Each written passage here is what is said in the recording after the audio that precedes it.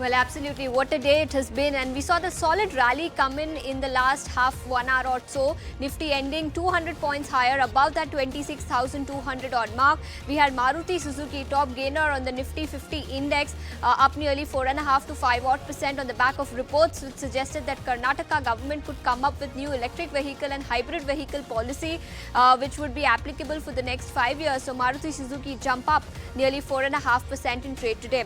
Apart from that, Grasim and Tata Motors were some of the other top gainers on the Nifty 50 index.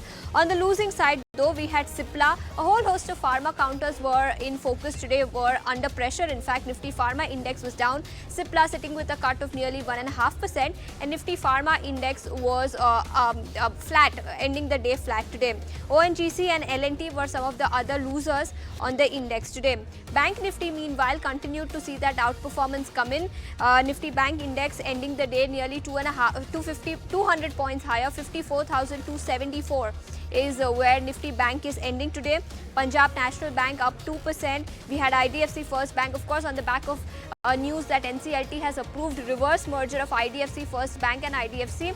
The stock was gaining nearly 1.6% on the back of that. SBI also saw some bit of buying in today's trading session.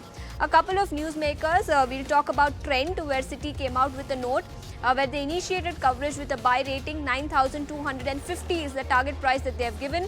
The stock up 3% on the back of that. A whole host of metal stocks were in focus today. Nifty Metal Index was up 1.5%.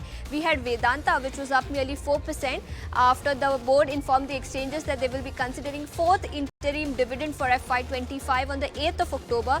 This stock was up nearly 5% today. Apart from that, Nalco, NMDC were some of the other gainers from the Nifty Metal Index. Nifty Auto Index hit an all-time high today, up nearly 1.5%. We had Maruti Suzuki, as I mentioned, up 4.5%. Motherson Sumi and Tata Motors, other gainers from the Auto Index. Bajaj Auto, remember, this crossed that 3.5 lakh crore market cap mark for the first time ever. Bajaj Auto up 1.5%. Nifty Realty, meanwhile, was under pressure today. So we had Mahindra Lifespaces, Godrej Properties, Prestige Estates, all of them reeling under pressure. Alchem Labs, meanwhile, down 2.5%. Whole host of pharma stocks were in focus. PB Fintech, meanwhile, down 6 to 7 odd % on the back of news that they will be entering the healthcare business. Bernstein came out with a negative report. This stock was reeling under pressure. It did recover from the lowest point of the day, but nonetheless, it was in focus today. But that's all the time we have on this edition of the show. Don't go anywhere. Stay tuned to ET Now.